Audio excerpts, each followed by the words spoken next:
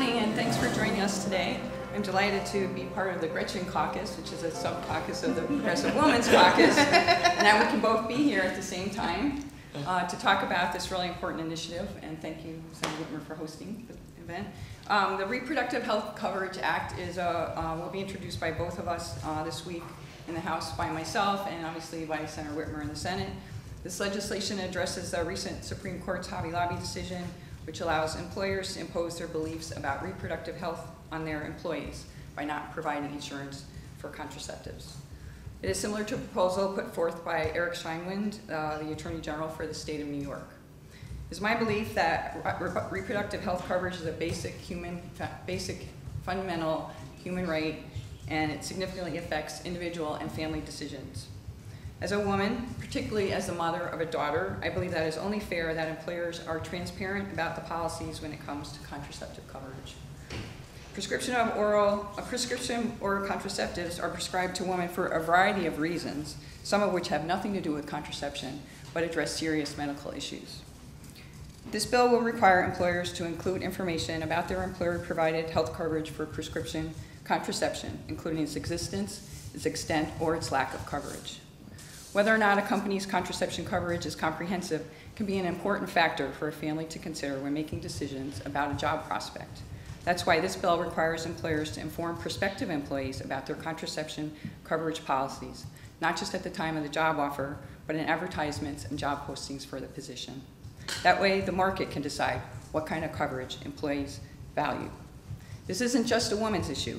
Men need to be notified about contraception coverage as well. Families of all types should be able to make these informed decisions. Earlier this year, I introduced similar disclosure legislation about the use of non-compete agreements by employers.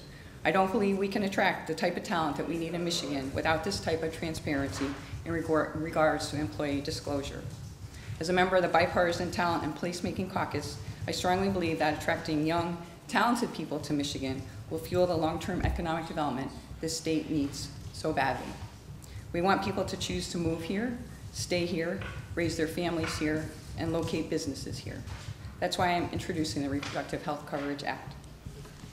All right, well, thank you. Welcome, everybody. I want to acknowledge some of our colleagues who are here. Senator Ananich, who has introduced legislation that also goes toward ensuring we take back our rights to health. Representative Ferris, of course, and Representative Zemke. And I especially want to thank, my co-sponsor, or my, I don't know, what do we call it when we're across the Capitol? The sponsor in the House, Representative Driscoll.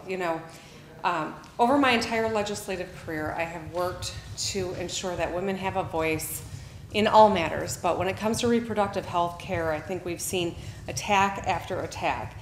And that's why we've been working hard all summer to repeal the rape insurance law, working with various legislators on different aspects of attacks that we have seen on women's health and access to health. This legislation that I'll be introducing this week is just another example of that. As a legislator, as a lawyer, as a woman, as a mother, I was very disappointed to see the Supreme Court's ruling in the Hobby Lobby case. That ruling says that private corporations do not have to provide their female employees or their male employees who also have a woman in their family access to contraception as a part of their health care benefits, as federal law otherwise requires. So based on that company's religious beliefs determines whether or not women have access to basic reproductive health care. This ruling exclusively applies to female employees and again infringes on our individual personal and medical decisions. But that's not what this bill today is about. This bill is not intended to be partisan or divisive. It is just meant to help current working women and prospective female employees deal with the aftermath of the Hobby Lobby decision. It's designed to make sure females know where prospective employers stand on this fundamental issue of contraceptive health care coverage, so they go into employment fully aware of their options. And just as importantly, the bill will require employers to give their current female employees written notice 90 days in advance of implementing any changes to their health care benefits and coverage regarding contraception. So women's choices about our reproductive health care are both medical and financial, and we should be given a reasonable amount of time to make them. Drastically altering female employee health care coverage is harsh, but doing so unexpectedly or hastily is downright cruel. The public would be outraged if other prescriptions that people depended on were suddenly discontinued or skyrocketed in price. That's exactly what can happen, though, following the Hobby Lobby ruling.